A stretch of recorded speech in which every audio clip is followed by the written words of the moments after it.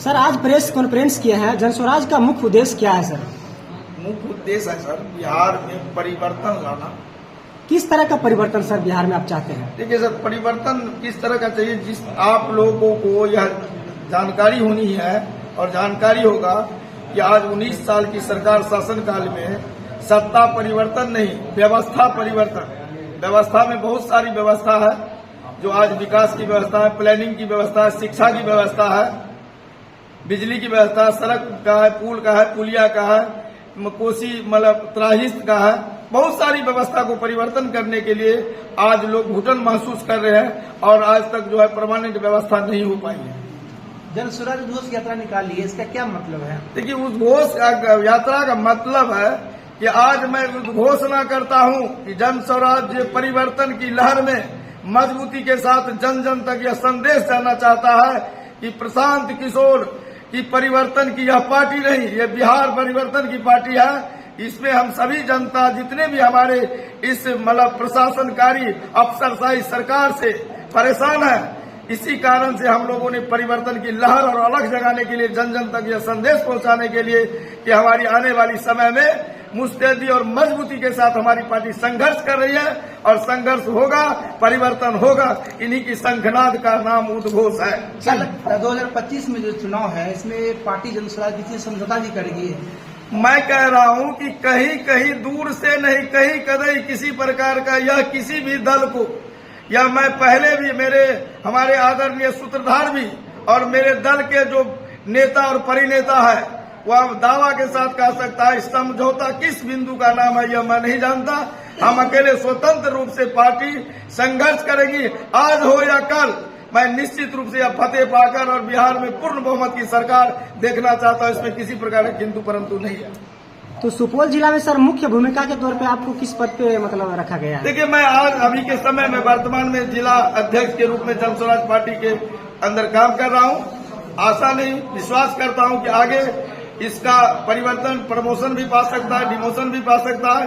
कार्य अधिकार क्षेत्र के अंतर्गत काम करने के बाद उन्हें जो प्रायोरिटी दी जाती है, उसके लिए हमारे पदाधिकारी दायित्व है उनकी।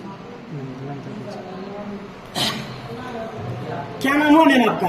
मेरा नाम मीनू वर्मा उर्फ मीनू कुशवाहा। जनस्वराज में जुड़ने का आपका उद्देश्य क्या हुआ? जनस्वराज में जुड़ने का उद्देश्य है कि हम लोग चाहते थे कहीं न कहीं किसी पार्टियों का जो हम लोग को दिक्कतें हुई हैं, तो व्यवस्था का परिवर्तन। और मुझे लगा कि नहीं, ये प्रशांत किशोर जी बिहार को बदलने नहीं, बिहार को ऐसे व्यवस्था में लाना चाहते हैं जो अग्रिम 10 राज्यों में आना चाहिए। और इसी के तहत हम लोग भी देखे कि ये व्यवस्था बहुत अच्छी है, सही लोग के लिए, सही सोच के लोग के लिए। और जब हम लोग सब मिल के प्रयास करेंगे तो एक नए सुंदर बिहार का निर्माण होगा। ये लगता है आप लोग को बिहार में कहीं न कहीं पहले 2 पार्टियों से बिहार चलती थी, अभी ये लोगों को मतलब मानना था और लोगों को सोच भी था कि बिहार में एक नई पार्टी आना चाहिए। जी जी, जरूर थी। लोग विकल्प चाह रहे थे पिछले 10 वर्षों से, लेकिन किसी के पास विकल्प नहीं था। इसलिए लोग मजबूरी में इसी पार्टी को, यही सरकार को बार बार चुन रही थी। लेकिन अब विकल्प आ गया है, तो हम सभी बिहार वासियों से कहेंगे कि आप विकल्प आ गया है, आप जाग जाइए और जागिए और अपने लिए सोचिए, अपने बच्चों के लिए सोचिए, अपने भविष्य के लिए सोचिए। जनस्वराज में जुड़ने से पहले आपकी समाज में क्या भूमिका थी? मेरे समाज में सामाजिक तौर से हम स्वास्थ्य रूप से कर रहे थे सेवा समाज का, और कहीं न कहीं मुझे था कि मैं समाज का सेवा करूं, जिसके लिए हम लोग सिमराही बाजार में बच्चे का क्लिनिक है हम लोगों का, और उसमें हम लोग दिन रात एक करके सेवा करते थे। कम पैसों में अच्छी तरह से सभी की सेवा करते थे और चाहते थे कहीं न कहीं मुझे भी मिले अगर समाज में सेवा करने का मौका, तो हम राजनीतिक तरीके से भी उनका सेवा करेंगे। जनस्वराज कौन कौन से मुद्दों पर इस बार चुनाव लड़ेगी?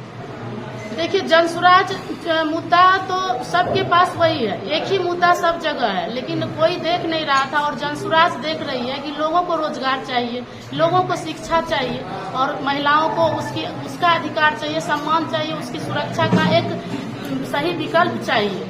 और जितने भी बूढ़े बुजुर्ग हैं उन सबों को सही मुआवजा नहीं मिल रहा, सही से मदद नहीं मिल रही सरकारी। 400 रुपये तो आज 20, 25, 30 सालों से, मैं जब से मुझे होश है तो मुझे लगता है 400 से ज्यादा उनका वृद्धा पेंशन नहीं हुआ है। तो ये चीज भी जरूरी उतना ही है जितना कि हमारे बच्चों के लिए शिक्षा जरूरी है। तो उनके लिए भी कम से कम 2000 रुपये का सहायता होगा।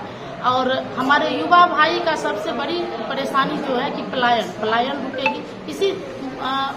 किसी के आर्थिक और व्यक्तिगत ये मुद्दा मेन है। 5 मुद्दा जो कि हर परिवार को विकास की ओर ले जाएगा, और जब परिवार विकास करेगा तो हमारा जिला और हमारा देश बिहार जरूर विकास करेगा। 5 में से कौन कौन सब है, नाम बताइए। एक तो सबसे पहले पलायन बंद होगी, दूसरी कि हमारे बूढ़े बुजुर्ग को 2000 पेंशन की व्यवस्था होगी, तीसरा कि महिलाओं को कम से कम सस्ते ऋण पर एक मदद मिलेगी पूंजी की, जिससे वो अपना स्वरोजगार कर सके। चौथा मदद होगा हमारे बच्चे को प्राथमिक शिक्षा की जो ये भ्रष्ट व्यवस्था है उसको सही किया जाएगा और सभी बच्चे को प्राइवेट स्कूल की सुविधा मिलेगी। 5वां होगा कि हमारे किसान भाई जो इतनी किसानी करने के बावजूद भी कर्ज से दबे रहते हैं और उन्हें किसी तरह की सरकारी व्यवस्था नहीं मिलती है, जो व्यवस्था मिली है उस पर भी भ्रष्टाचार हो रहा है। आप लोग अभी देख रहे हैं हमारे किसान भाई खाद के लिए कितने दर दर भटक रहे हैं। जो 200-250 का खाद है वो उन्हें 700 में भी अवेलेबल नहीं हो रहा है। तो ये सब कौन देखेगा? सरकार का ही काम है। जो सरकार अभी वर्तमान नहीं देख रही है, तो प्रशांत किशोर आए हैं सभी को देखने के लिए। एक नजर से, जाति धर्म से उठकर, गरीब अमीर से उठकर वो एक नजर से सभी किसान भाइयों को ऐसी व्यवस्था देंगे जो कोई आज तक नहीं दिया है दल, वो है मजदूर की मुफ्त व्यवस्था। तो मजदूर की जब किसान भाई को मुफ्त व्यवस्था मिलेगी तो हमारा किसान भाई तो ऐसे ही बहुत सारे व्यवस्थाओं से सबसे अमीर बने रहेंगे। और जब तक किसान की समस्या नहीं सुलझेगी तो हमारा देश किसान का देश है और हमारा बिहार भी, तो किसान भाई को तो जरूर ही मिलेगी ये व्यवस्था। तो 5 ये मुद्दा हम लोगों का मेन मुद्दा पे काम करना है, लोगों को सशक्त बनाना है, ऐसे ही बिहार का विकास हो जाएगा।